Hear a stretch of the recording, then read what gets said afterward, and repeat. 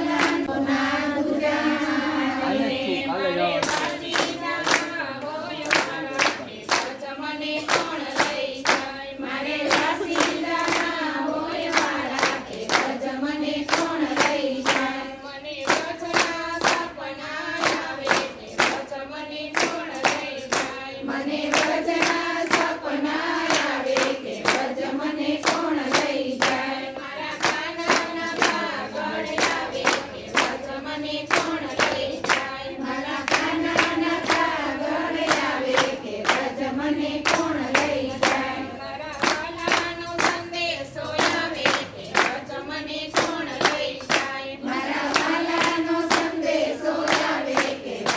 મને કોણ